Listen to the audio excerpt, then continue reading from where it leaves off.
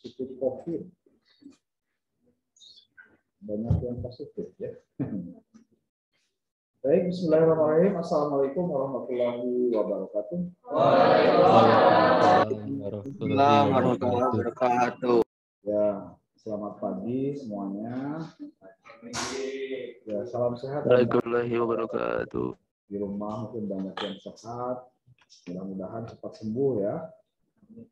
Dan kita semua yang hadir di kampus juga diberikan kekuatan imun dari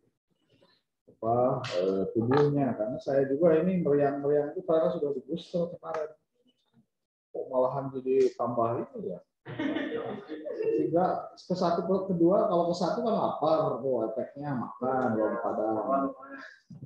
Yang kedua agak demam dikit. Nah yang ketiga ini kok badan kayak pegel-pegel gitu ya. Habis olahraga sama meriang-meriang. Ya, baik teman-teman, hari ini kita masuk ke sesi 2. Jadi sesi 2 sengaja saya kumpulkan di ruang kelas karena nanti kita akan coba untuk berdiskusi ya. Di sini poinnya adalah bagaimana cara Anda menyampaikan keterampilan komunikasi. Biasanya kalau mahasiswa ditanya nggak tahu harus ngomong apa atau to the point jawabannya. Nah, sebetulnya komunikasi itu ada tips dan trik ya, karena 10 skill Anda yang harus kuasai itu salah satunya adalah pandai bernegosiasi. Nah, di pertemuan 1 Anda sudah belajar bagaimana cara mengetahui potensi diri. Ya, silakan. Ya, mudah-mudahan Anda punya kepercayaan diri ya. Kalau Anda sudah mengetahui sebetulnya saya unggul di mana. Coba saya ingin tahu kalau di sini ada nggak yang nilainya 100 di Word Smart. Di A. Pilihan A ada yang 100 nggak? 80? Yang A, pilihan A. Yang pertama itu kan A, B, C sampai H kan.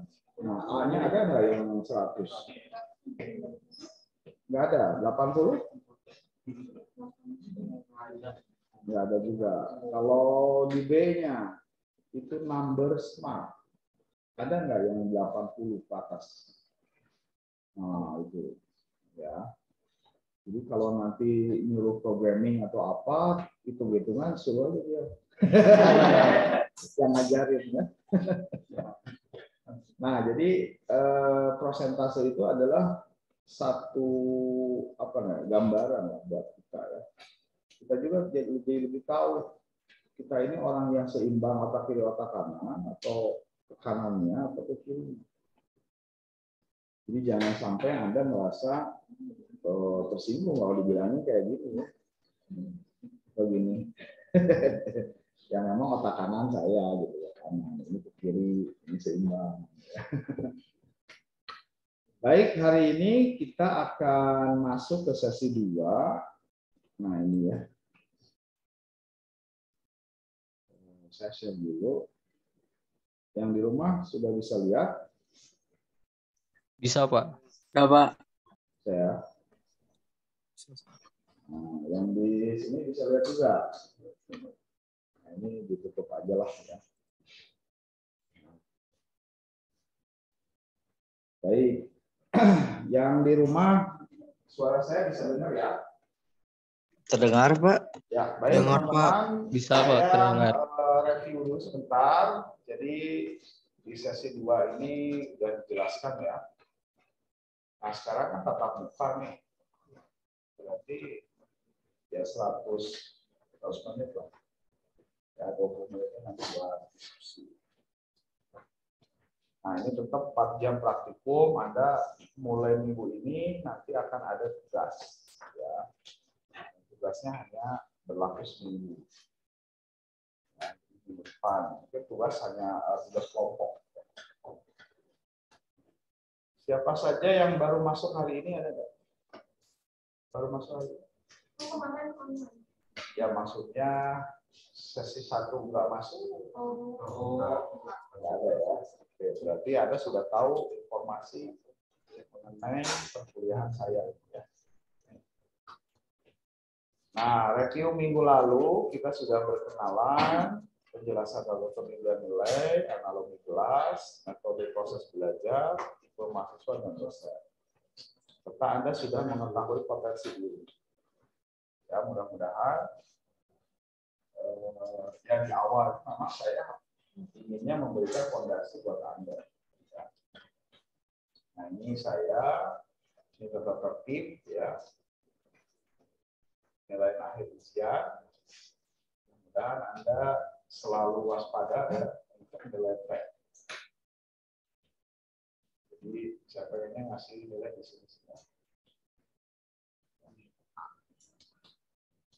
Yang ini jelas lah distribusi nilainya ya harus diingat, tugas itu 40%.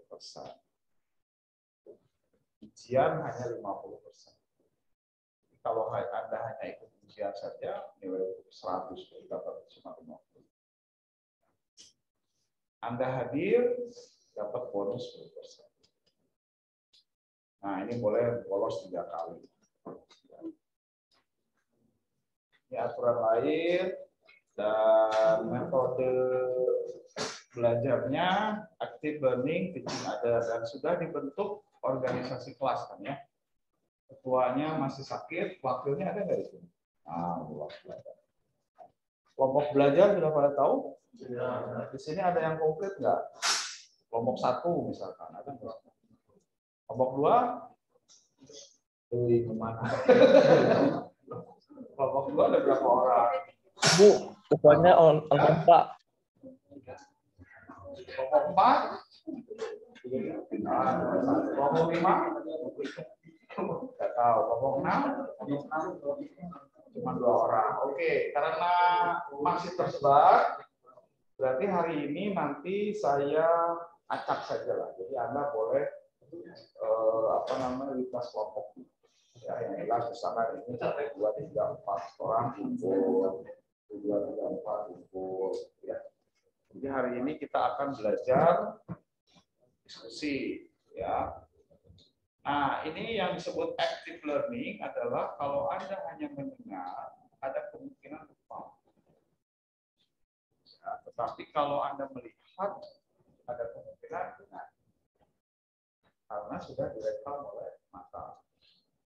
Tetapi kalau Anda mengerjakan, pasti Anda ngerti. Jadi, praktis itu adalah yang terbaik. Karena kalau Anda bekerja, pasti melihat, ya, mendengar, ya, dan melakukan. Nah, ini ya. Nanti Anda akan praktikum seperti ini. Jadi, diskusi. Teaching ada. Jadi, saling ngajari. Saling diskusi. Baik, mari kita mulai belajar. Kosongkan gelas pikiran Anda. Bisa dulu. Jadi simpan dulu persoalan-persoalan di rumah. Oke, yang di rumah siap? Siap, Pak. Siapa? Kita berkenalan dulu dengan yang namanya database. Ya. Nah, ini yang pertama, database. Ada sistem database. Perbedaannya apa nanti ya, kita akan lihat. Tapi yang namanya database dan sistem database ini sudah menjadi komponen utama dalam kehidupan masyarakat modern. Anda ya saat ini Anda tidak bisa lepas dari HP. Ya, apa yang Anda cari? Oke, itu ya.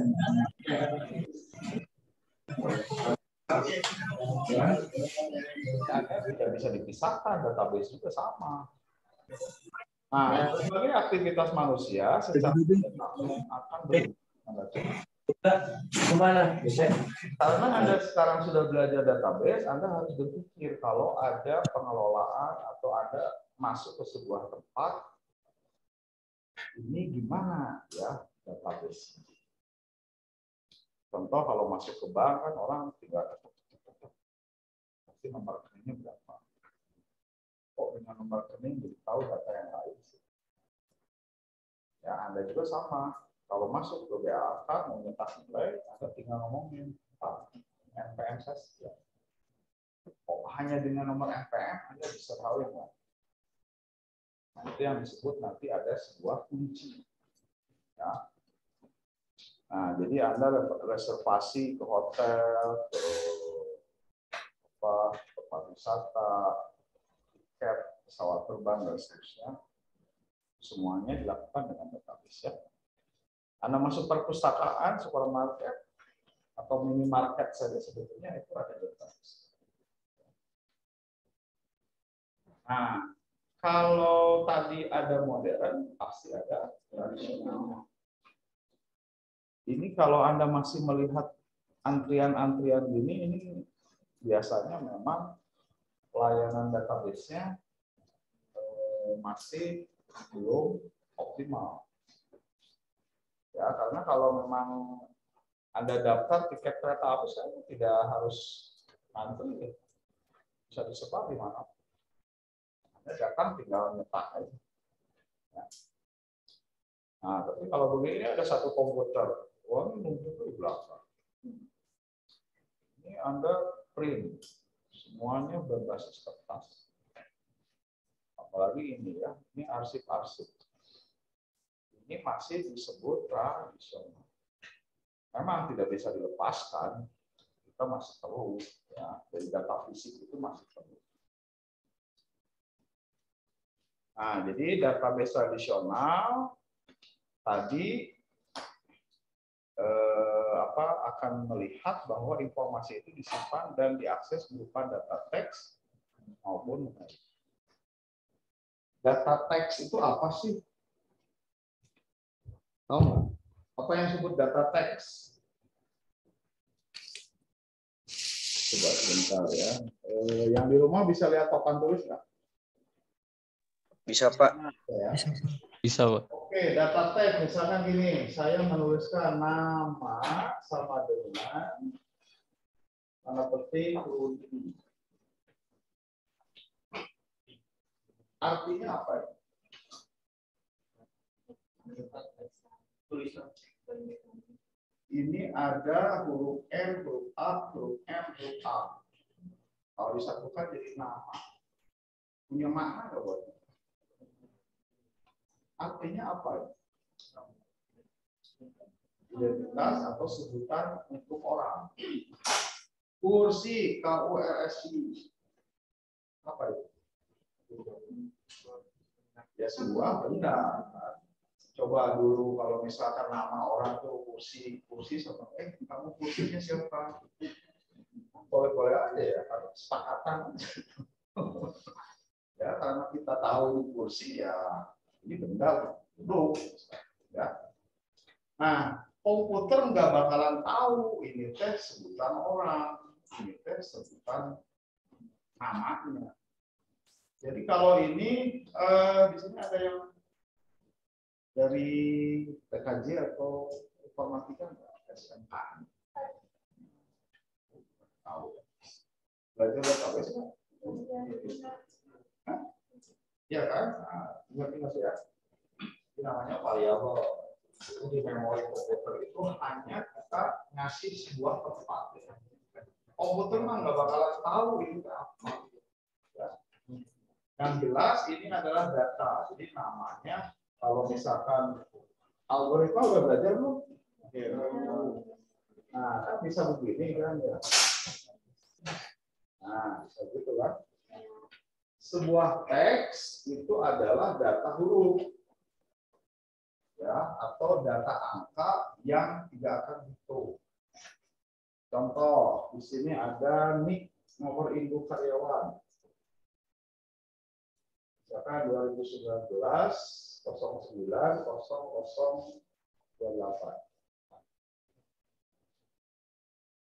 Ini datanya angka enggak? Ya. Angka ya. Tapi pertanyaannya nanti kalau Anda membuat di database, sebaiknya angka ini diperlakukan sebagai teks atau sebagai angka? Kenapa? Karena tidak ada perhitungan matematik. Jadi kalau ada, nah di sini nanti ada seorang, kan kalau SI itu orang analisis ya. Jadi ini supaya tidak dianggap angka, ini harus pakai tanda petik. Berarti ini dianggapnya teks, tidak akan dihitung. NPM Anda akan dihitung nggak? Nggak akan dihitung kan? Hanya NPM kamu tambah NPM ini dibagi 2.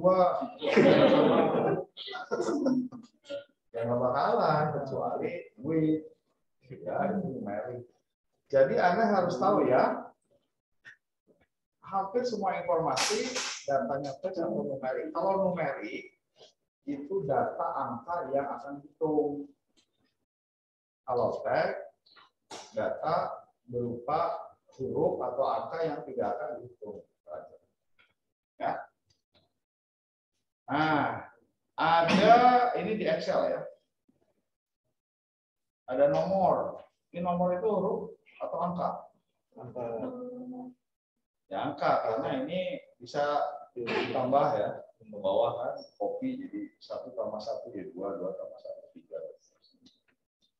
Nama buah. Ini huruf. Ya sebutan. Ini jumlah angka. Kalau di sini ada harga, angka. Kalau di sini ada total uang, nah dari mana tahu total uang adalah angka? Harus dihitung dari mana asal-usul total uang. Ini pakai strip bawah ya, sama dengan apa? Jumlah kali. Nah, komputer tidak akan tahu ya total uang itu apa, gitu ya. Jumlah apa, harga apa, yang penting dia disuruh aja gitu. Karena yang namanya ini adalah simbol perkalian. Kalau di komputer pakai bintang ini ya. Ya. Nah, ini simbol. Jadi selain data teks atau numerik, nanti ada juga yang disebut data simbol. Email sama dengan ruby@gmail.com. Nah, ini kan simbol. Ya. Oke, kita lanjutin lagi. Nah, Anda harus tahu dan harus sudah paham tipe data numerik itu banyak jenisnya. Anda pun harus bijak dalam membuat jenis data angka supaya tidak terlalu memboroskan memori. Contoh, kalau nilai ujian itu paling gede berapa? 100 ya. Paling kecil 0. Jadi Anda cukup nanti ngasih tipenya baik. Jangan long in. Kalau long in itu miliaran. Tapi kalau Anda uang, nah gaji ini bisa long. Ada short in, ada integer, ada word, ada long in. Kalau orang tidak menyatakan tipe datanya, biasanya integer. Integer itu ada minus, ya, 32.000 sampai 30 plus apa min sampai plus. Kalau short in min 28 sampai plus 1. Ya, jadi Anda pun nanti harus pikir ini tipenya apa ya. Ya. Jangan semua login itu nanti ngeborosin nomor. Nah, database modern ini sudah memakai database. Siapa di dompetnya yang punya yang begini-begini? Apa yang ada punya? Ada. Atau kredit ada? Belum ya. Mnemonic buat yang masuk tol, keluar tol, ya. Paling punyanya kartu debit, ya, Bang. Ya kalau Anda belum punya, mungkin suatu saat Anda punya. Orang zaman now kok nggak punya kartu debit. Gaya kamu ini pernah Pak? Ya. Jadi apa yang disimpan dalam arsip, lemari, kertas, semuanya sekarang disimpan dalam komputer. Jadi yang disebut database itu nanti pengolahan data melalui komputer. Ya. Oke. Nah, budaya uang elektronik. Ada yang sudah tahu ini NFT, non fungible token. NFT kalau Gozali everyday itu. Ya, itu NFT ini adalah sebuah apa ya, transaksi digital galeri jual beli uang. Biasanya Excel. Nah, karena dunia ini sudah diciptakan dunia digital, jadi segala sesuatu itu Anda harus masuk ke dunia digital. Apalagi nanti ada yang disebut metaverse. Oh, metaverse pernah dengar kan? Jadi segala sesuatu tiruan. Jadi kalau kita mau pakai sebuah alat, masuk jadi seolah-olah dunia ada dulu dunia imajinasi. Bukan dunia gaib ya. Tapi ya sesuatu yang memang dibuat. Dan digital pun nanti bisa dijual beli ya. Nanti ada toko, misalnya McDonald bikin. Nah, kita bisa masuk ke ruangan McDonald. Padahal kita di sini. Ini seolah-olah kita belajar. Nah, ambil ini, beli itu, tidak tunggu, tiba-tiba datang. Sama aja sih. Nah, NFT ini adalah sarana untuk jual beli karya, karya digital.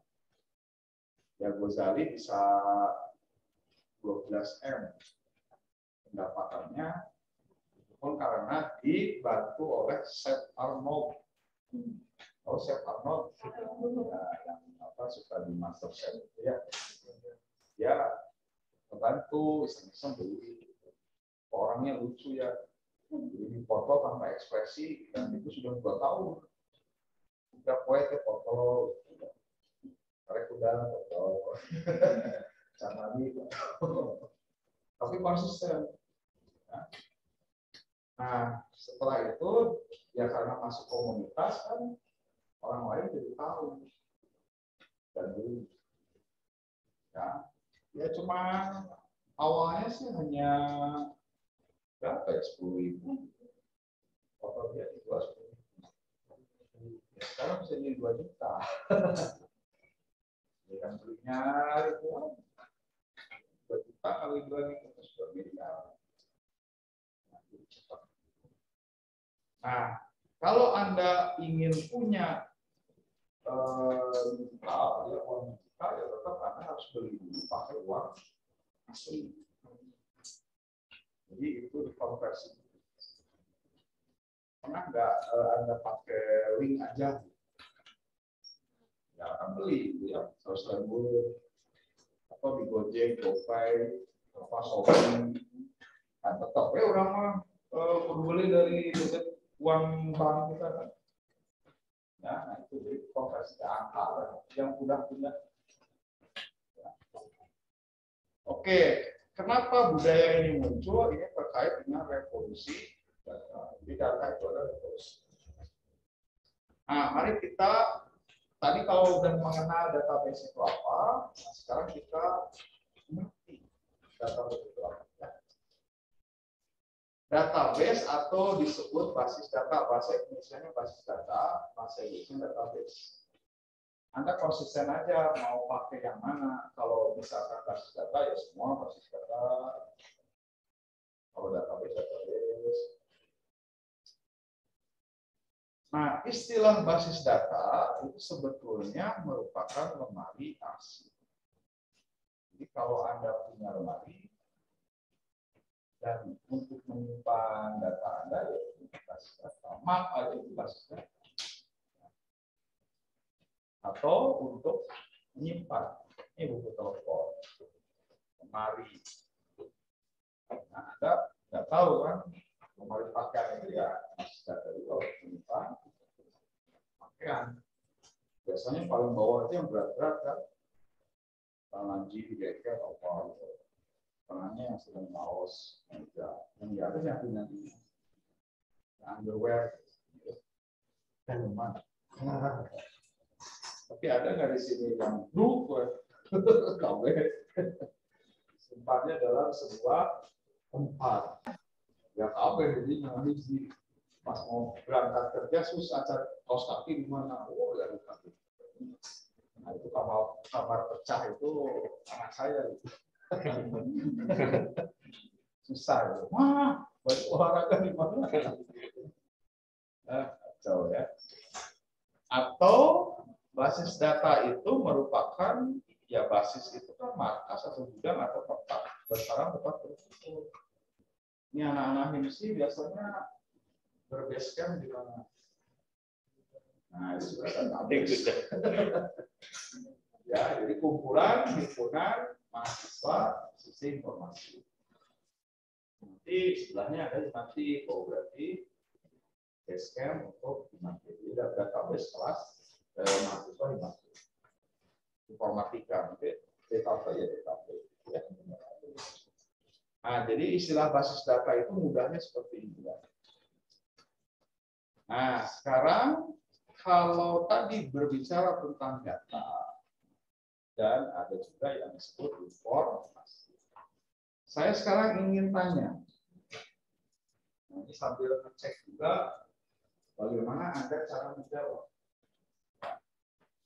Apa yang dimaksud dengan data? Yang tahu? Oke, silakan Mas.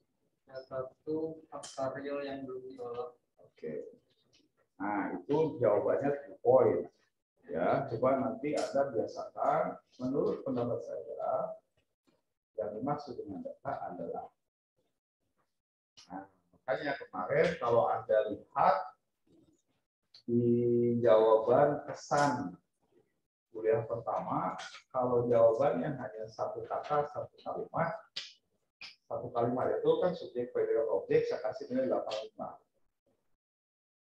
Tapi kalau ada 2 kalimat, jadi kuliah di sesi 1 menyenangkan titik.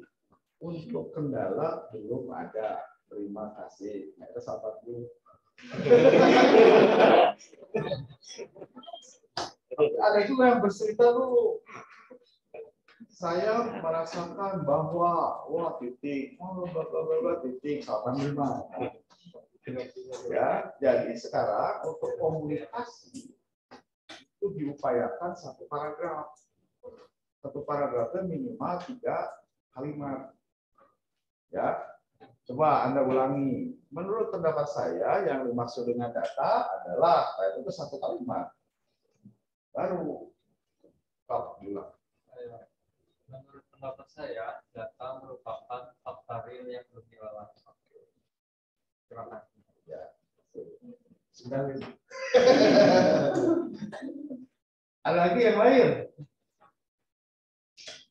Oke. Menurut saya untuk data tersebut adalah sekumpulan informasi yang belum diolah sehingga belum bisa diterima untuk disampaikan. Oke. Tadi kata kuncinya belum diolah. Tapi ada penerima. Ya. Coba yang di rumah. Nah, siapa yang mau jawab? Apa yang dimaksud dengan data? Halo. Ini pada tidur ya? Apa? Coba apa yang dimaksud dengan data? Siapa ini teh? Siapa yang mau jawab? Halo? Helmi boleh Pak? Boleh, Sal. Terima kasih Pak. Izin menjawab. Menurut pendapat saya, data itu adalah catatan atas kumpulan-kumpulan fakta. Bisa fakta mentah atau fakta yang sudah jadi. Terima kasih Pak. Ya, fakta mentah atau fakta yang belum jadi. Baik, ini banyak pala ya. Semuanya bisa jawab. Tapi yang harus dihindari adalah jawaban acuh apa beberapa Anda sama Pak. Jadi jawabannya adalah sama Pak. Ya, harusnya Anda menjawab begini. Pendapat saya tidak jauh berbeda dengan apa yang sudah disampaikan oleh rekan saya. Jadi diulang dengan ya itu namanya bukan kopas, tapi mengolong kalimat. Nah makanya komunikasi untuk mahasiswa sangat penting. Ya, saya sudah menyampaikan kan, coba kalau ada waktu Anda belajar. Ya.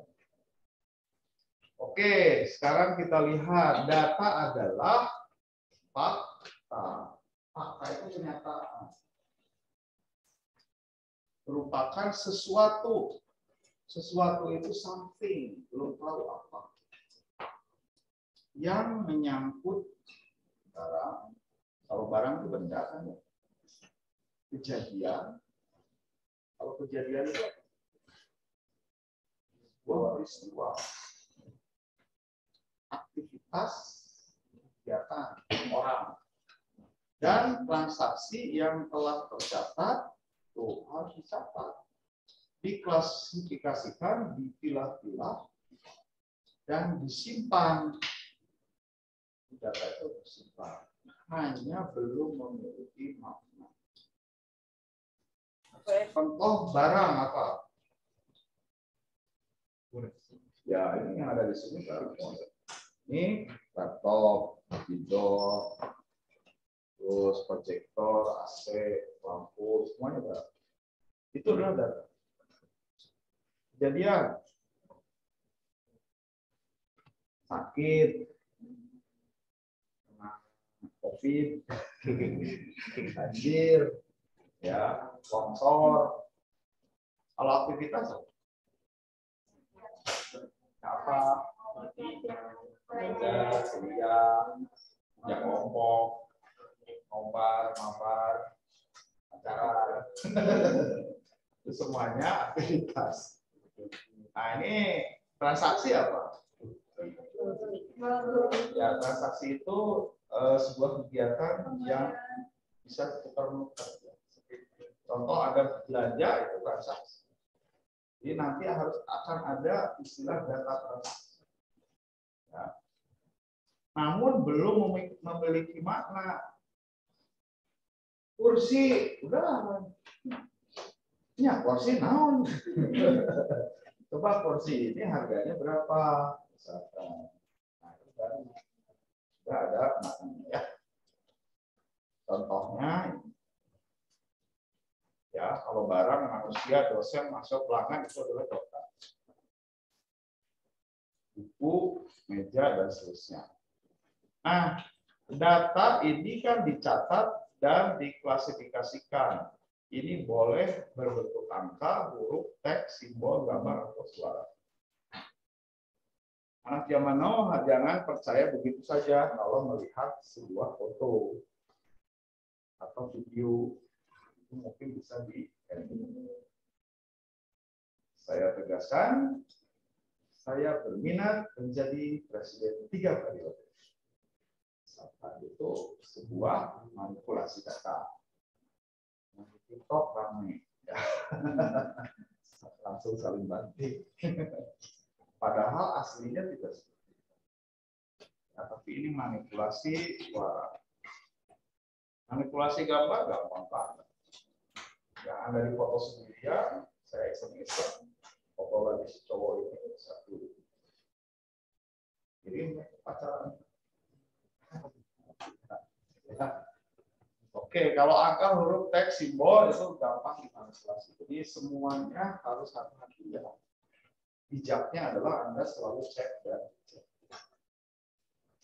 Oke, tadi data belum memiliki makna. Nah, ini ada yang disebut revolusi data. Jadi data itu no data artinya tidak ada masa depan.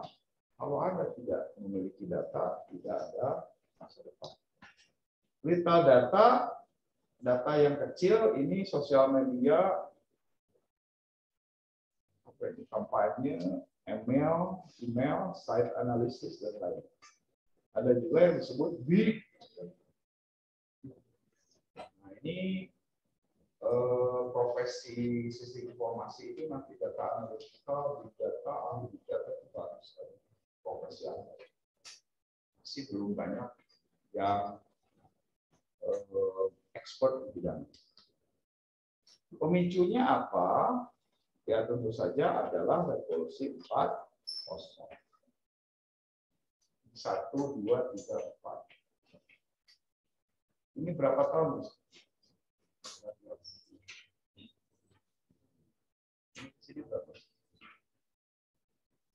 Ini 5 tahun, benar?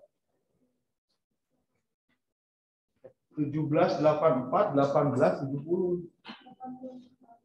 96. 50 tahun ke atas ya. Jadi perkembangan teknologi itu dulu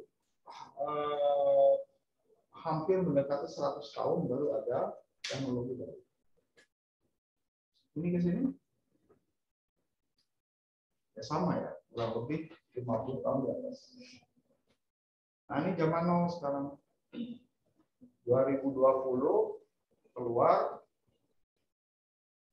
laptop seri berapa? Dari OG Sare penting saya itu banyak. Samsung aja udah S8. Terus Anda mau kapan belinya kalau gitu? Belilah sekemampuan uang Anda, jangan nunggu-nunggu teknologi terbaru mau jadi ya. Beli dulu yuk, mendingan mengharumkan Anda. Itu jadi. Saya juga yang ini kebetulan i5 ya. Ini udah dari tahun 2015. Udah 5 tahun lebih ya. Ini awal. Anda punyanya apa ya? Belum punya. Ya kalau belum punya nanti ya. Oke teman-teman. Ada yang namanya big data dan analitik. Jadi ini adalah garapan Anda, ya. Apa yang disebut big data? Ini sekilas saja ya. Ini istilah umum. Segala kumpulan himpunan data dalam jumlah yang sangat besar. Jadi tidak sedikit, kompleks, sehingga sulit ditangani atau diproses. Ya kita sendiri sekarang mungkin data miliaran ya setahun ya. Itu masih bisa. Tapi kalau jumlahnya sudah seluruh dunia ya susah. Ya, nah ini garapan Anda. Kalau diibaratkan pohon, ini adalah big data. Daunnya ini, ya saya pohonnya pohon beringin. Pernah dengar cerita nggak di Lauh Mahfud itu ada pohon yang daunnya tercatat setiap manusia. Nah coba bayangin ya malaikat mencatat amalan kita di mana? Di mana nyatatnya? Apakah mereka bawa tablet? Oke, adil. Ya kebaikan keburukan. Ya sekarang teknologi manusia udah bisa merekam CCTV aja. Ya kalau dulu mungkin dicatatnya pikiran kita hanya pakai pulpen sama kertas. Ya sekarang kan direkam. Ya, teknologi ya Tuhan. Tak pikiran.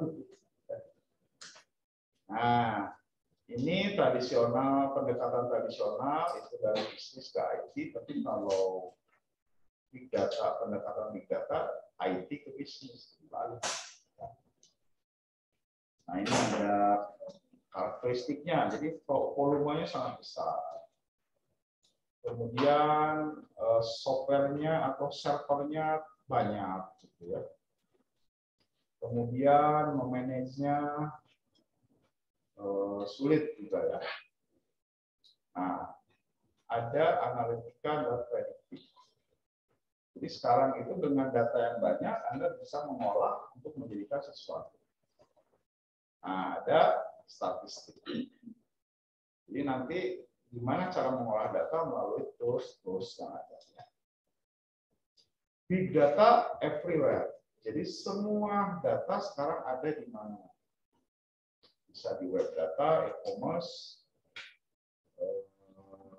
toko-toko grosir, kredit, transaksi bank, ya, kredit card, dan sosial. Jutaan orang sudah ada. Bayangin Google, bayangin Facebook, ya, datanya sangat banyak. Berapa banyak data yang diolah? Ini Bill Gates waktu kerek, ya. Waktu dia menemukan pertama itu cukup 640 kilo. Memorinya 640 kilo. Ya, saya belajar komputer tahun 90. Ya, masih kecil. Tapi sekarang tahun 2008 aja ini apa ini? 20 peta. Coba kalau ukuran data itu mulainya dari apa? Byte, kilobyte, kilo kan ribu, terus mega juta, giga miliar, tera 1000 miliar, terus peta apa gitu kesamanya? Nggak tahu. Jadi data itu sangat banyak. Ya, ini baru 4 kali. Ini per bulan 100 tera. Facebook 15 tera per hari. Sampai kita nyimpannya servernya di mana? Di mana-mana. Tuh, eBay saja 50 tera.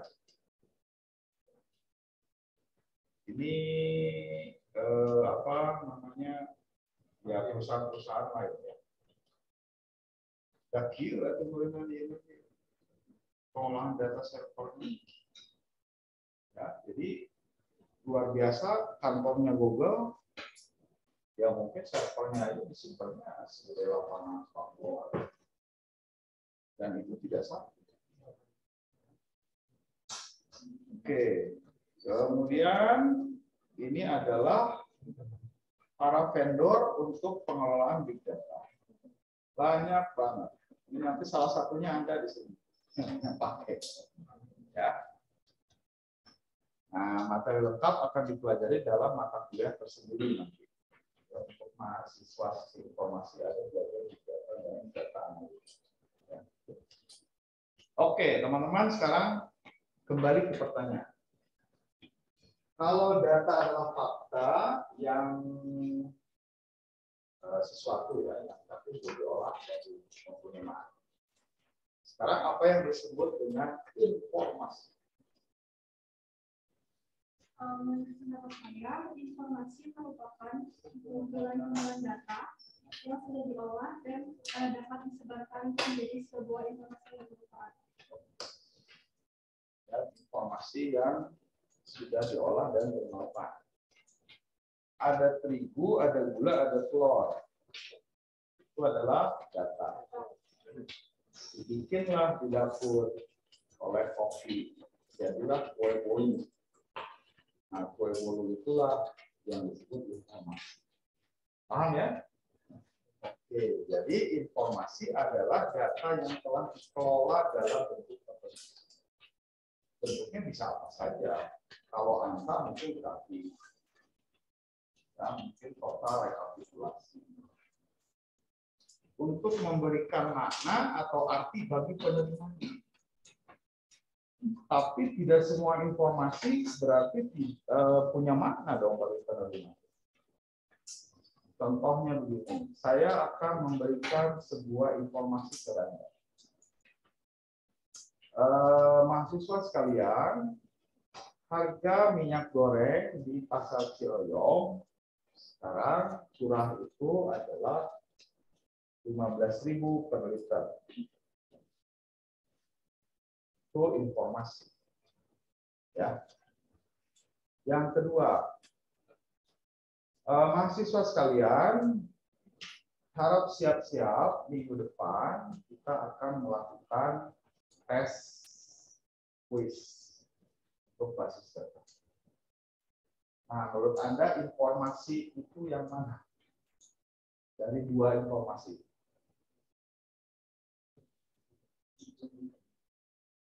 Yang pertama berisi apa?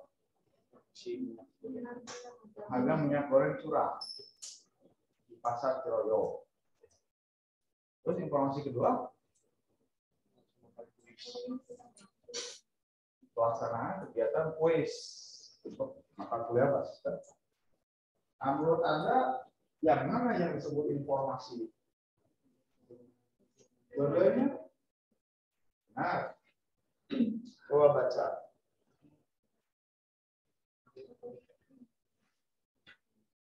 Untuk siapa harga minyak goreng akan punya makna? Mak-mak, tukang gorengan, tukang masak, restoran. Anda sendiri siapa? Tukang gorengan. Jadi maksudnya data yang dikelola dalam bentuk tertentu itu adalah punya makna bagi penerimanya. Kalau Anda dibilangin ada minyak goreng di Pasar Ciroyom sekian, emang gue pikirin, cuma mahal dong balanya. Tapi kalau buat mahasiswa bahwa besok, misalnya minggu depan adalah pekan tes, berarti Anda sangat bermakna buat Anda ya. Kalau tidak Anda ikut, kan nilainya pasti nol.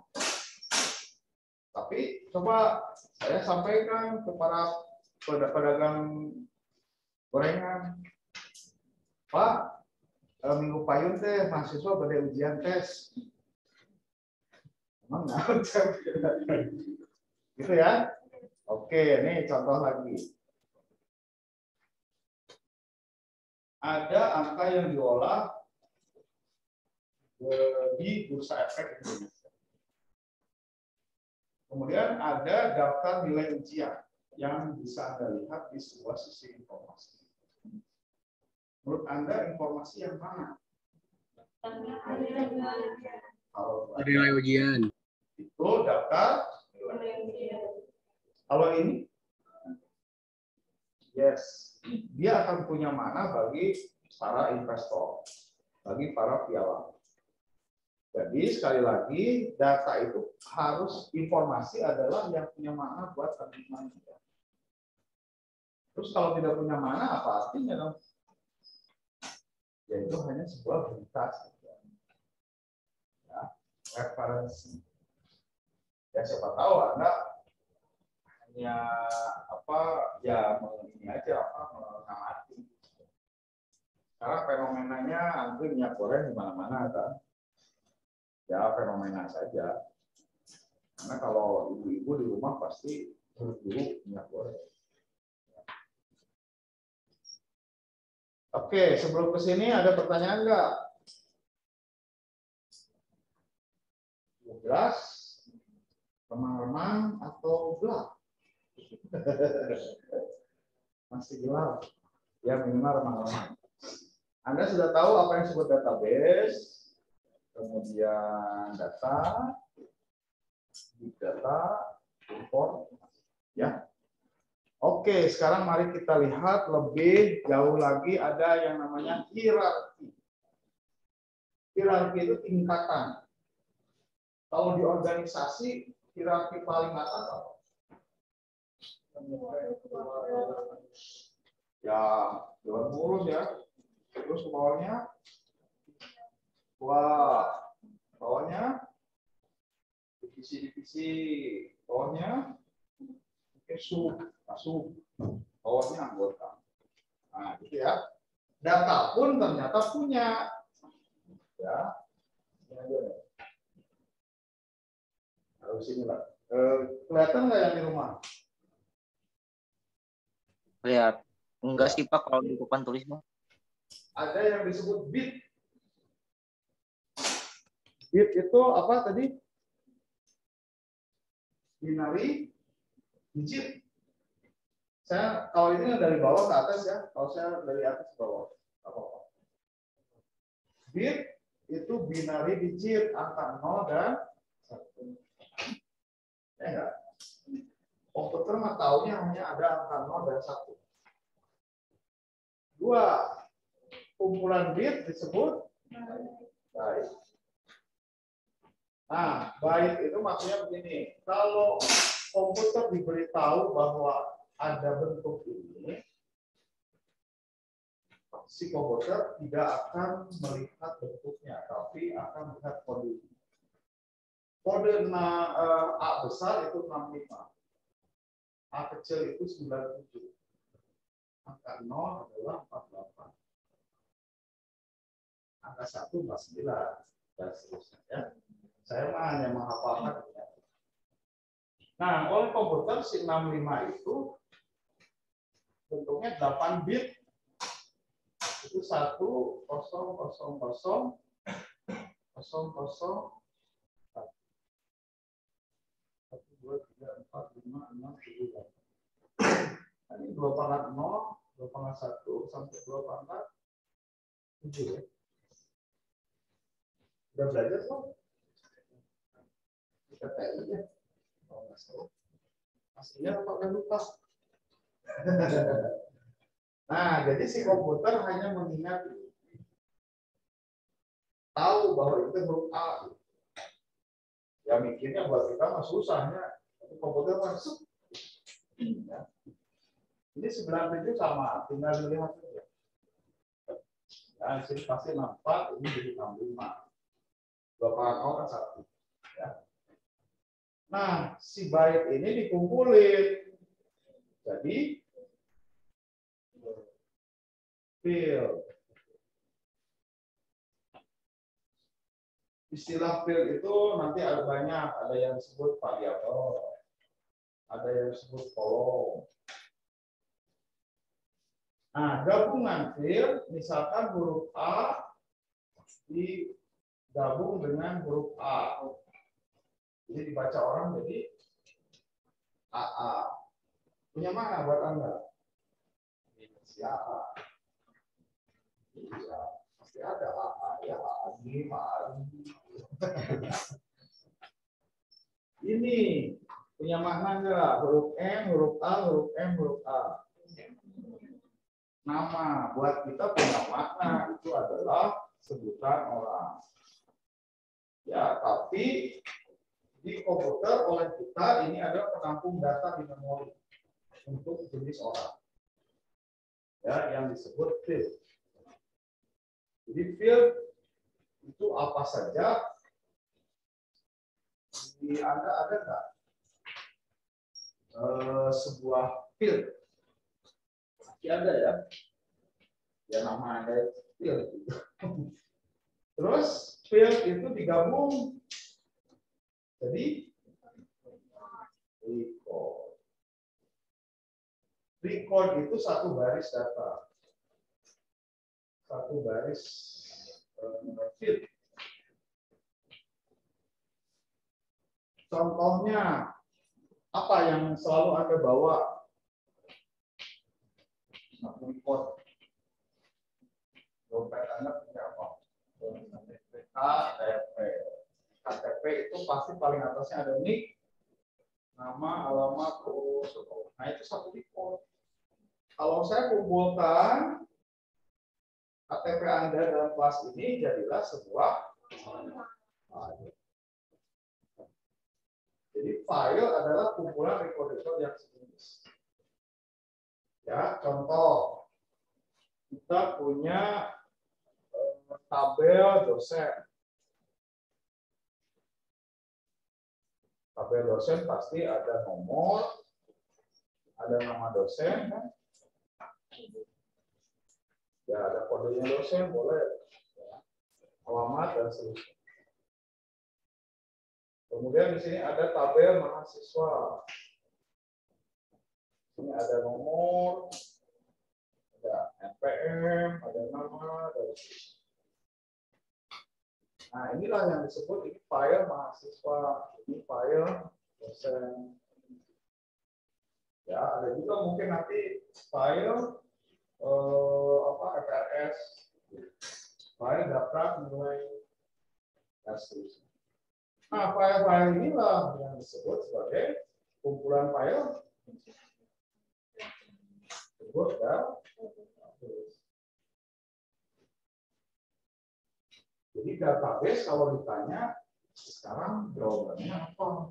Database adalah kumpulan file yang sejenis, yang saling berhubungan.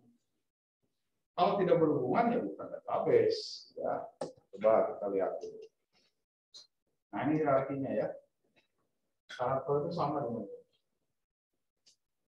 Baik. Terus. Basis data adalah sekumpulan data yang saling berelasi. Boleh. Basis data adalah himpunan kelompok data atau yang disebut arsip yang saling berhubungan, diorganisir dan dapat dimanfaatkan. Boleh. Basis data adalah kumpulan data yang saling berhubungan dan disimpan secara bersama tanpa adanya pengulangan. Diulang-ulang misalkan ya. Bikin nama di Excel, ada tabel mahasiswa, ada tabel nilai, diulang lagi namanya siapa. Nah itu belum database. Ya. Nah ini adalah karakter untuk menuliskan semua hit by itu ya. Nah, coba Anda lihat mahasiswa memiliki data. Datanya tertulis biasanya di FRS atau di KTM. Ya. Nah, coba Anda perhatikan kalau Anda melihat simbol kayak begini. Simbol apa ini? Silinder ya, drum. Itu disebutnya simbol database. Simbol database memiliki file apa saja. Sebuah file pegawai di breakdown lagi.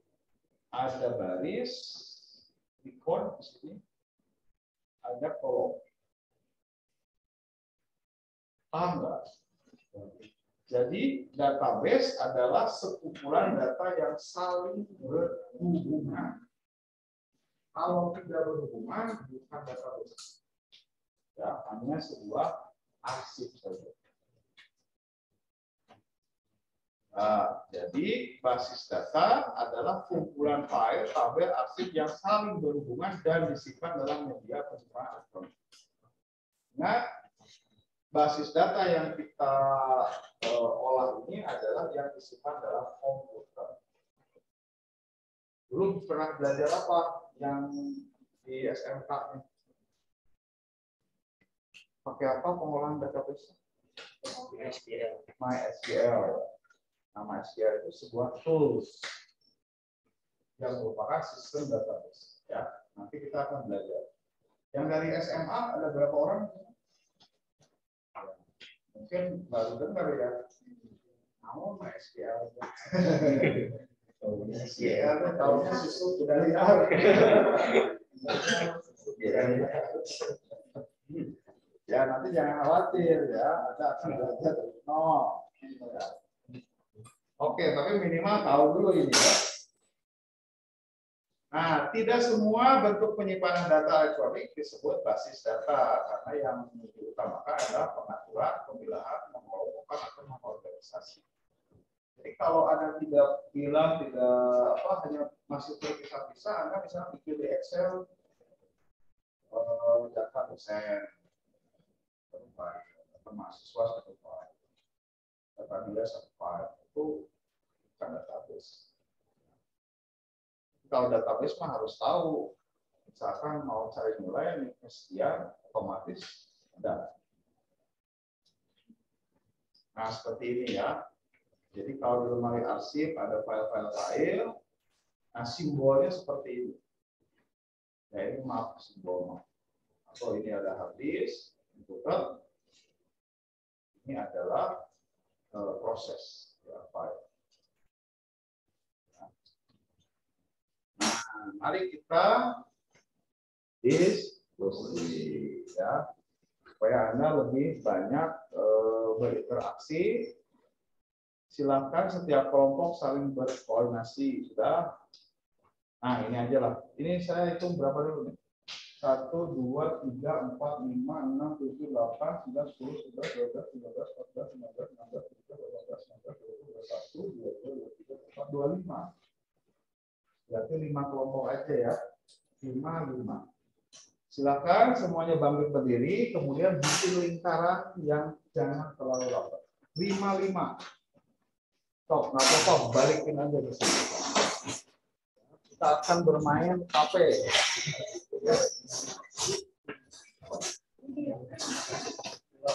Yang dekat aja lah.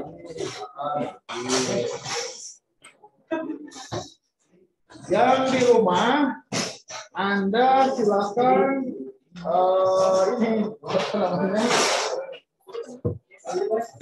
Mestinya berkelompok juga. Coba saya balikin dulu ya.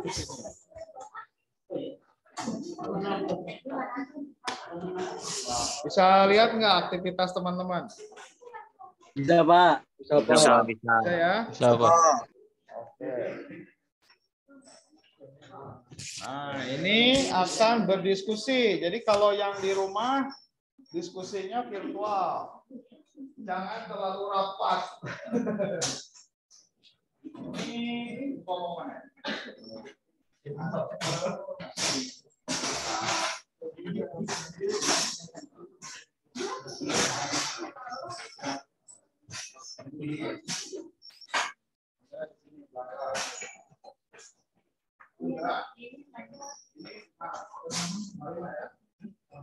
Baik, aturan diskusinya begini, teman-teman. Om pimpah saja. Ini karena mestinya nanti benerannya diskusi ini ya, kelompok sendiri ya. Tapi sekarang latihan aja. Hom pimpah, siapa yang akan menjadi moderator sekaligus notulen? Jadi moderator itu yang akan mencatat dan yang akan mengatur siapa yang harus ngomong, siapa yang harus bisa menjawab. Ya, so, siapa? Ini bergantian nanti siapa diskusi. Om pimpah, tapi kalau misalkan saya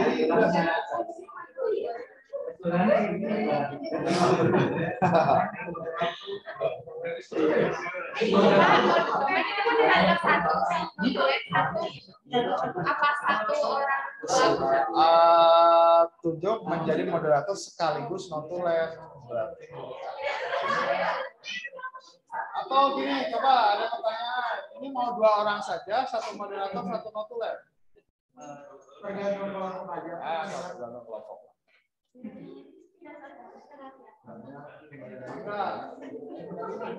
Jadi di setiap kelompok harus ada ketuanya ya.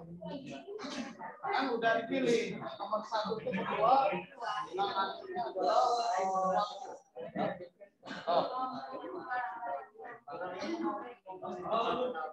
sekarang silakan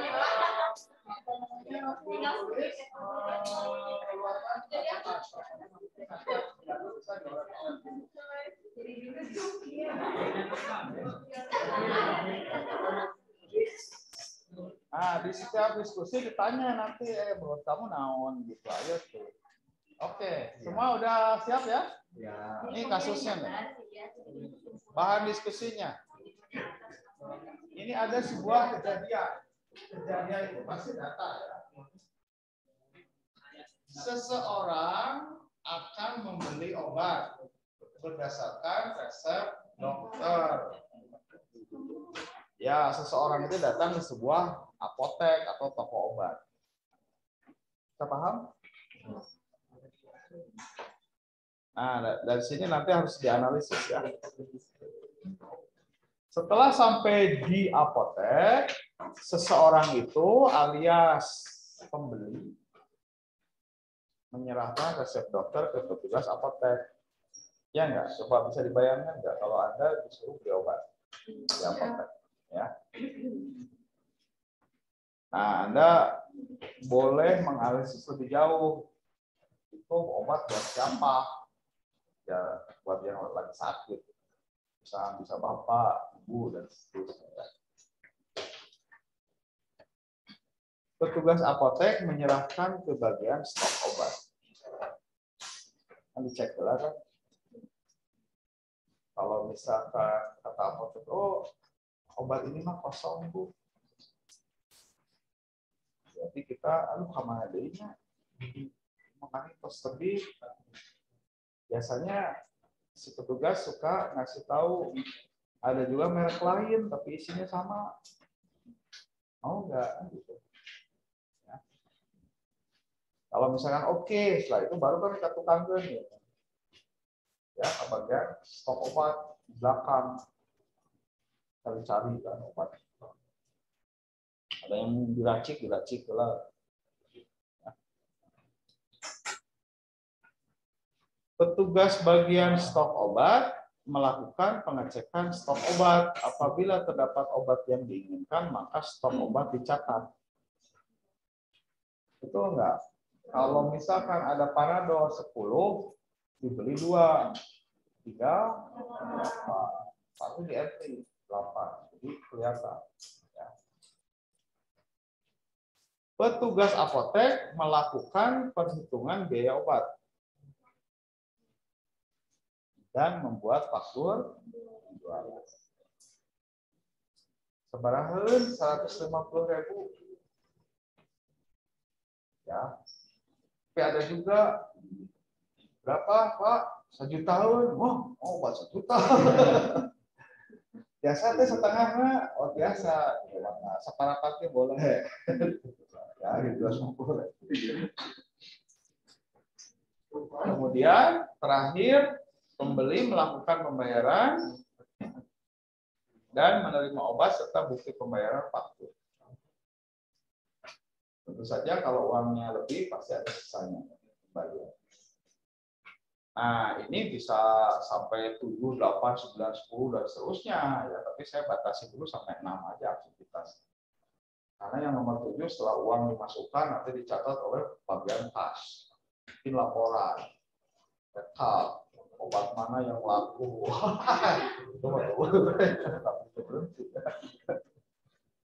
Oke, jadi ada 6 aktivitas.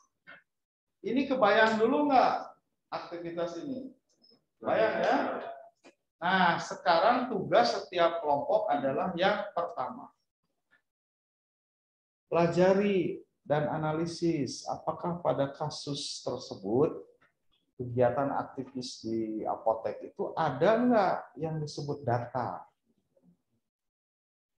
Online data tapi kembali data adalah fakta yang belum diolah dan belum punya makna. Kemudian yang keduanya, bagaimana pengolahan data tersebut sehingga dapat dianggap sebagai informasi.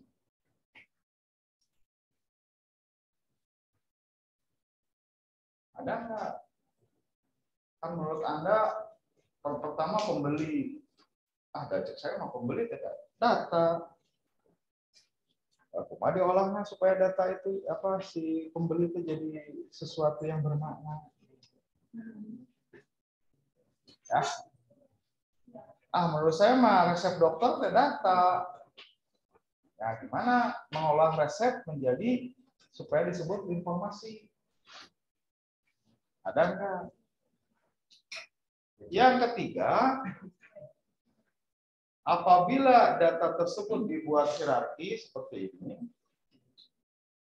gambarkan Hit bait naon, bait apa, dan jelaskan, kita beri contoh. Yang disebut bit, ya no, bait adalah A, misalkan pembeli.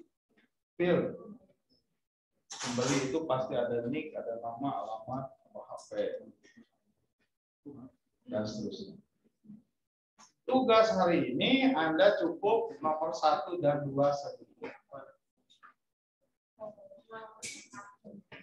Silakan Anda gali datanya sebanyak mungkin. Dan data itu kalau diolah bagaimana supaya bisa disebut informasi. Oke, yang di rumah silakan Anda kerja sendiri-sendiri dulu atau mendengarkan, boleh. Oh ya. Nah, ini silakan dipotret aja biar seperti itu.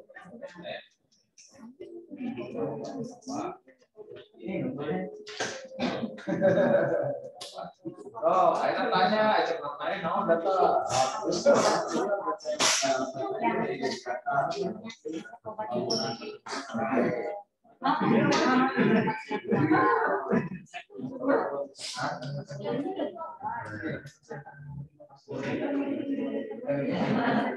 Ini aktivitasnya ya.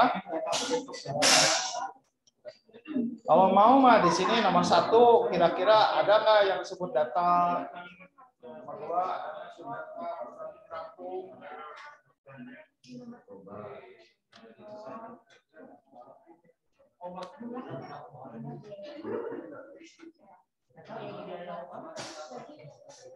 oh, silakan. Ada yang bikin.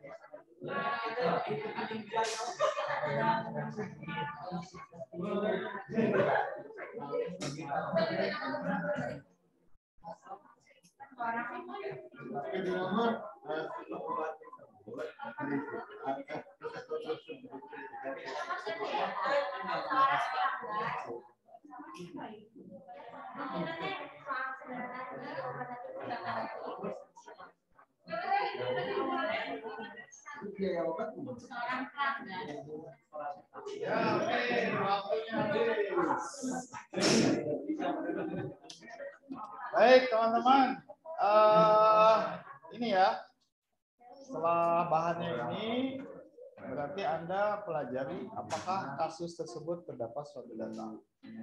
Nah, saya ingin setiap kelompok menyampaikan pendapatnya. Ini nanti moderator atau siapa yang ditunjuk silahkan Anda sampaikan. Ya, menurut pendapat kelompok kami, yang dimaksud data yang ada dalam kasus ini adalah satu. Oke, saya akan terbuka saja dulu. Siapa yang mau menyampaikan pertama? Saya. Ya, ini anggap saja ini 1, 2, 3, 4, 5. Ya. Kelompok 1, kelompok 2, 3, 4, 5. Satu, dua, berarti kelompok 2. Silakan kelompok 2. Siapa juru bicaranya? Assalamualaikum warahmatullahi wabarakatuh.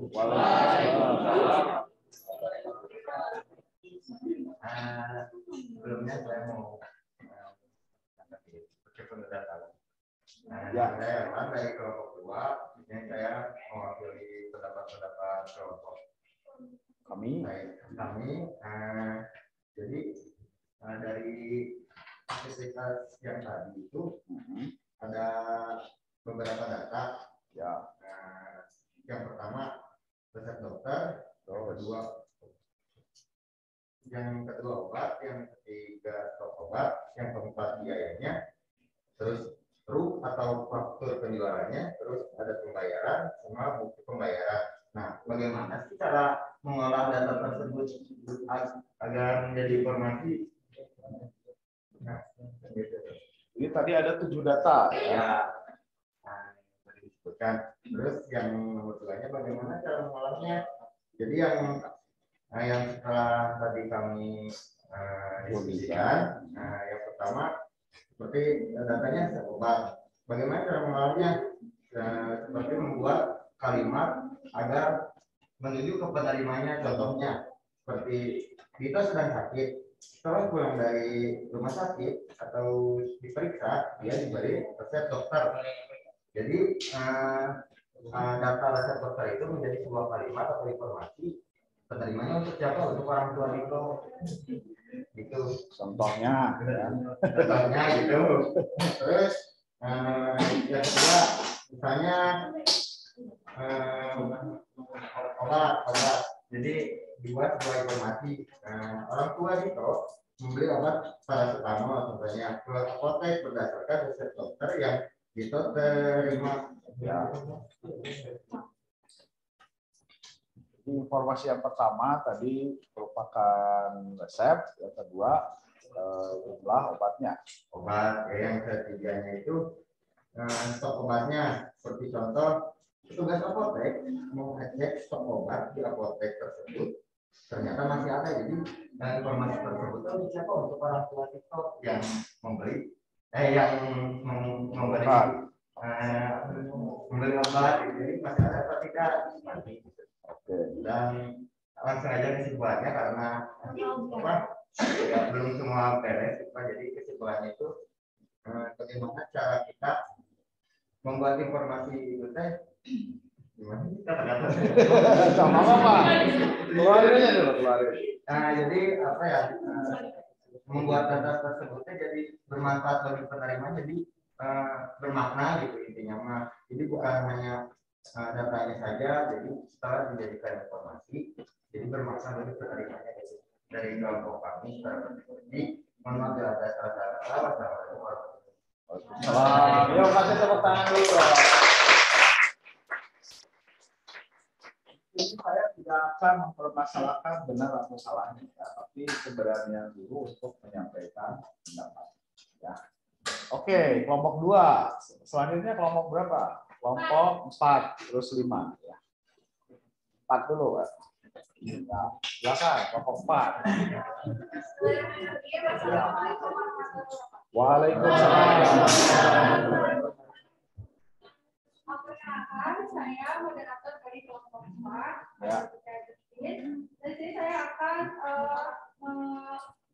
mempresentasikan hasil dari analisis kelompok saya. Ya.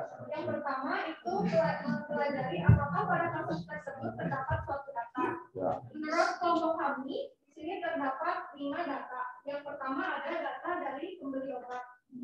Jadi pembelinya adalah sebuah data. Terus ada pegawai apotek, terus resep dokter, stok obat, dan harga obat.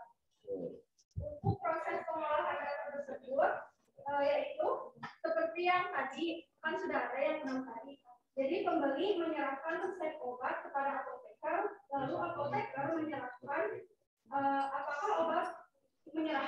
apoteker menyerahkan kepada pegawai stok obat. Dan pegawai stok obat mengecek apakah obat di dalam resep tersebut ada atau tidak. Jika obatnya itu ada, maka pegawai stok obat akan menyerahkan kepada apoteker yang tadi di depan, yang melayani pembeli. Jika misalkan terdapat obat tersebut, lalu apoteker menghitung total obat yang akan dibeli oleh pembeli. Lalu apoteker juga akan memberikan struk harga. Terus setelah itu akan terjadi pembayaran atau transaksi terjadi antara pembeli dan apoteker. Jika pembeli melakukan pembayaran, maka apoteker akan memberikan obat tersebut. Setelah pembayaran itu sah, apakah stok akan dicatat berkurang atau tidaknya. Karena kalau misalkan udah dicatat sebelum pembayaran, takutnya pembeli nggak jadi beli gitu. Makanya setelah pembayaran sah, maka stok itu dicatat atau tidak gitu berkurang. Lalu di sini ada informasinya. Yang pertama ada tidaknya stok obat. Itu merupakan sebuah informasi. Terus ada juga total biaya, ada faktur atau stok harga, stok harga, juga ada bukti hasil pencatatan stok obat. Menurut kesimpulan kelompok kami, di dalam analisis ini terdapat data dan informasi yang akan berguna atau bermanfaat bagi pembeli. Terima kasih. Sekian dari kelompok kami. Wassalamualaikum warahmatullahi wabarakatuh. Udah pada bagus ya. Nah, silakan kelompok 5. Assalamualaikum warahmatullahi wabarakatuh. Waalaikumsalam. Perkenalkan, nama saya Fadli, akan mewakili hasil diskusi yang tadi dibahas di kelompok 5. Yang pertama, data yang kami analisis adalah ada beberapa data. Yang pertama adalah nama pembeli, terus ada juga nama dokternya, nama obat, jumlah obat, harga obat, terus tanggal kadaluarsa dari obat tersebut. Kemudian ada stok obat, nomor telepon, nama staf apotek, dan nama apotek. Jadi ada 10 data yang kami analisis. Terus untuk informasinya, informasi yang diterima dari hasil data-data tadi itu menjadi 2 informasi. Yang pertama adalah di faktur penjualan, lalu yang kedua adalah di faktur pembeli.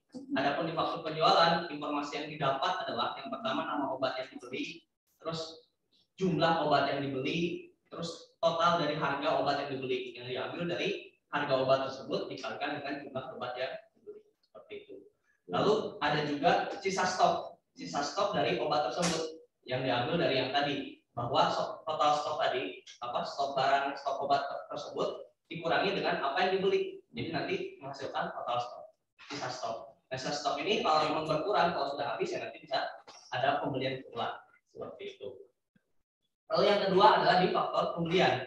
Waktu pembelian ya buat untuk pembeli. Yang pertama, dalam waktu pembelian tersebut ada nama obat yang dibeli, jelas nama obat, terus total harga yang dibeli juga, berapa dia beli, terus total harga yang dibeli, terus setelah itu ada uang yang dibayarkan. Dia bayar berapa, terus kemudian setelah uang yang dibayarkan nanti ada kembalian. Nah, itu adalah hasil dari total harga yang dibeli tersebut dengan uang yang dibayarkan, dikurang dengan uang yang dibayarkan. Seperti itu, uang dibayarkan dikurang total harga yang dibeli. Jadi kembalian itu kira-kira hasil kesimpulan dari kelompok 5 hasil diskusi seperti itu kira-kira. Terima kasih. Oke, baik. Kelompok 1 dan 2. Siapa dulu? 1, 2, 3. 1, 2, 3. Ya, sorry. 1 dan 3. Ayo kelompok 1 mana? Masih diskusi? Kelompok 2? Kelompok 3? Saya mau, Pak. Ya, makanya ini di sini saya tidak mempermasalahkan itu salah benar ya. Tapi bagaimana cara Anda menganalisis? Tok, silakan sampaikan saja dulu. Menurut kelompok 3, data yang ada dalam kasus ini adalah apa?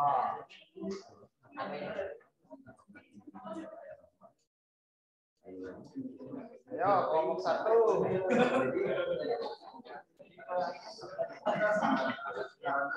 Mau satu Saya di rumah boleh dulu. Pak. Oke, siapa yang sudah siap? Ini kelompok yang 1, 3 itu udah ada masukan ya? Gak ada yang dengar, Mi. Sedih.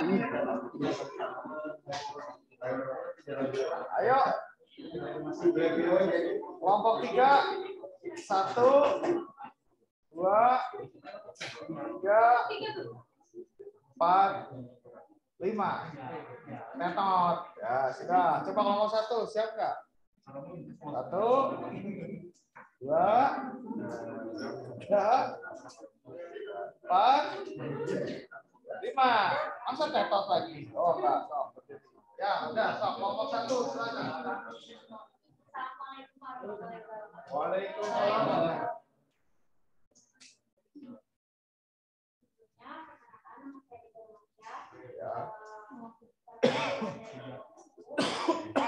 Saya akan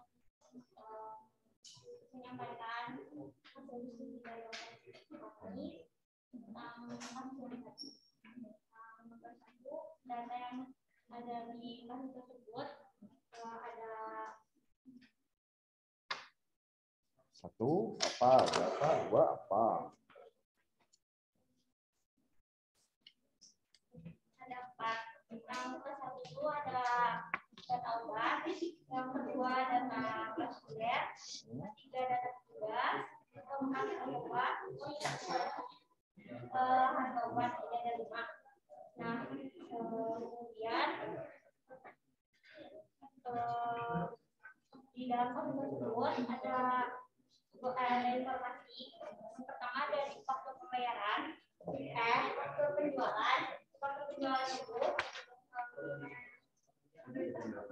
terdapat Apa? nama pasiennya, Ya. nama obat, jumlah obat yang dibeli, terus obatnya, lalu jumlah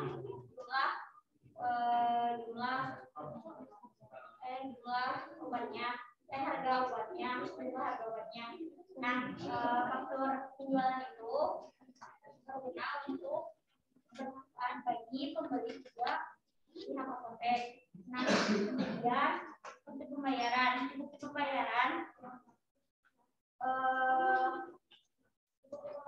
terdapat jumlah harga yang harus dibayar, Ya. dan informasi tersebut berguna bagi pembeli. Kemudian stok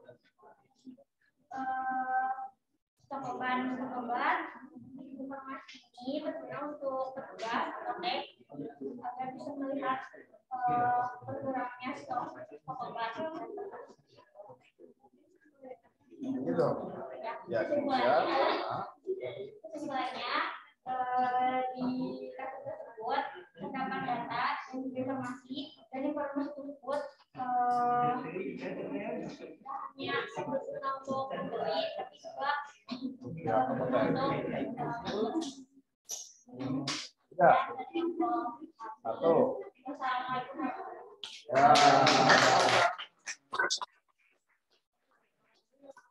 Pria untuk kelompok 3.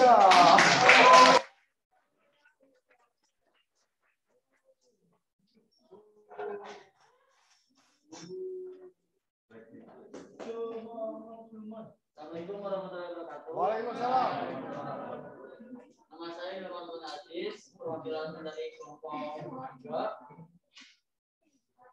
Saya izin menyampaikan pendapat dari kelompok 3. Menurut kelompok 3, data yang ada dari kasus tersebut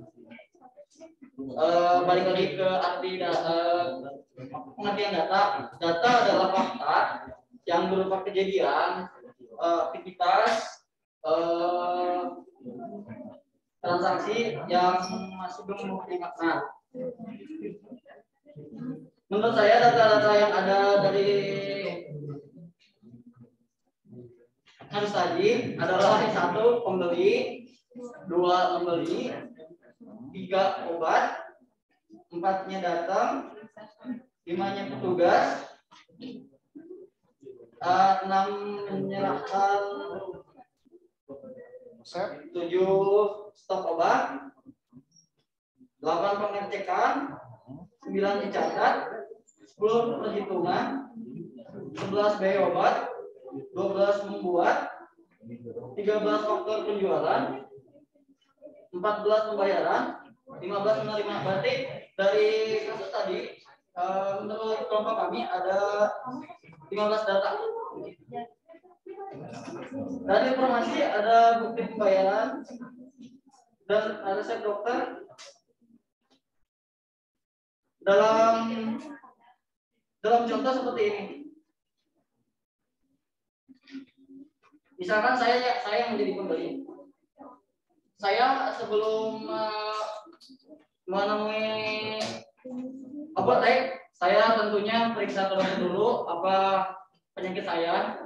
Dan tentunya dokter menyerahkan resep dokter untuk penyakit saya. Dan saya menyerahkan resep itu ke apotek. Dan petugas apotek menyerahkan ke bagian stok, dan stok mengecek stoknya obatnya ada atau tidak. Jika ada maka obatnya akan diambil dan berkurang. Jika tidak mungkin akan menanyakan stok obat yang lain.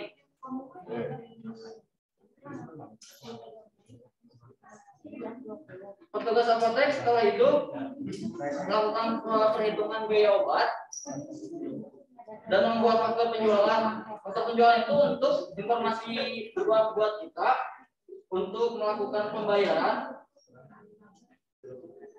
dan menerima serta menerima bukti pembayaran. Kesimpulan saya dari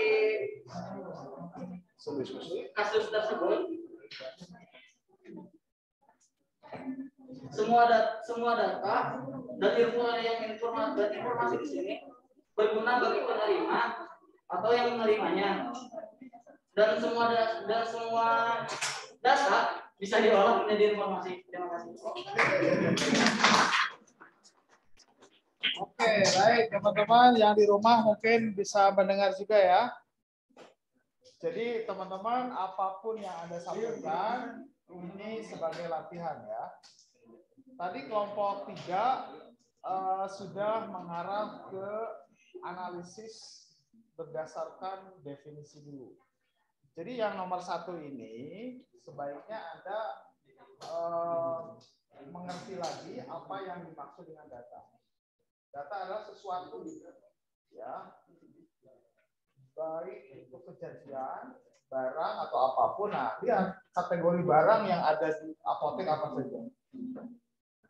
Pasti obat, resep, itu data pasti. Terus orang, kalau orang pasti ada pembeli, ada petugas apotekernya, ada petugas gudang. Ya, kalau misalkan nanti petugas apoteker biasanya merangkap kasir juga ya. Jadi cukup seperti itu aja. Nanti lihat lagi aktivitas kejadiannya apa. Menyerahkan resep, mengecek stok, melakukan pembayaran, membuat faktur, membayar uang, menerima uang kembali. Nah, itu data. Ya, nah sekarang data pembeli kita olah sesuatu yang menjadi bermakna. Biasanya kalau apotek itu mencatat pelanggan, dia akan menanyakan Bapak nomor HP-nya berapa. Jadi nomor HP muncul, oh jadi pelanggan. Berarti data pembeli itu diolah menjadi seorang pelanggan yang rutin membeli. Nah, bisa aja seperti itu kan. Ya, member. Tapi kalau pembeli lepas ya biasanya kan nggak usah ditanya ya. Nah, itu bisa jadi informasi pelanggan. Yang kedua, petugas apotek melihat resep. Di situ kan tertera dokternya siapa. Kemudian obatnya apa, dosisnya berapa. Nanti stok obat, harga, merek, jenisnya. Ya, itu bisa digali oleh Anda. Ya. Nah, jadi nanti kembali ke informasi ya. Informasi adalah data yang sudah diolah. Coba Anda lihat, tadi Anda menyampaikan satu pembeli. Kalau pembeli itu diolah supaya jadi informasi gimana? Ya, kedua, resep. Resep kalau diolah jadi informasi bagaimana? Ya, nah, jadi berangkatnya seperti itu. Data dengan informasi harus nyambung. Ya. Oke, nah ini tinggal dibuat hierarkinya. Anda pada saat diskusi beneran dengan kelompoknya masing-masing bikin sebuah laporan. Ya, laporan tugas 1 hasil analisis apotek. Ini tuliskan. Kalau perlu Anda boleh memberikan gambar ilustrasi, ada gambar apotek, kayak pembeli yang sedang ini, ada resep. Nah, di situ Anda sampaikan. Gambarkan dan jelaskan bentuk hierarki. Misalkan di sini di field ya, biasanya ini mulainya dari nomor 3. Pembeli itu kan ada pasti nomor KTP, nomor HP, alamat, buku. Resep itu isinya apa saja. Ya kan nanti di breakdown lagi. Paham nggak? Paham ya? Nah nanti file satu record data itu misalkan pembeli itu kan pembeli A, pembeli B, pembeli C. Kan di apotek itu yang beli banyak pasti. Nah itu berarti file pembeli. Yang rekodnya adalah daftar pembeli, daftar resep, ya, daftar obat, dan sampai database. Database-nya ini yang cocoknya disebut database apa? Ya, database apotek. Ya. Oke, paham nggak? Jadi nanti Anda dengan kelompok yang bersangkutan buat satu laporan rame-rame saja dan itu berlaku untuk semua. Simpan di Google Drive. Jadi yang diposting nanti oleh masing-masing anggota adalah linknya saja. Paham ya? Jadi bukan upload filenya. Filenya satu aja cukup oleh ketua atau sekretaris atau siapa yang ditugaskan maksimal. Dan linknya jangan lupa anyone can read. Ya, di settingnya jangan semua harus bisa buka. Jadi cek seolah anggota diklik ayat ke datanya. Dan satu lagi yang paling penting adalah di lampiran harus ada bukti bahwa Anda sedang berdiskusi. Foto dia kan, atau kalau misalkan online ya di screenshot saja ya. Paham nggak? Itu adalah bukti bahwa Anda benar kerja kelompok. Jadi sama-sama kerja sama-sama. Paham ya? Oke, teman yang di rumah bisa memahami? Bisa, Pak. Bisa ya? Oke, nanti minggu depan kita bahas hasil diskusinya apa dan apa berikutnya. Nah, materi selanjutnya kita akan belajar operasi database, sejarah database, tujuan, dan pengguna database. Oke, selalu kompak dan jadikan tim belajar Anda yang terbaik. Ya, saling bantu, saling memberikan ilmu. Baik, kalau demikian, sebelum mulai kita bangkit berdiri, lalu kursinya dirapikan lagi.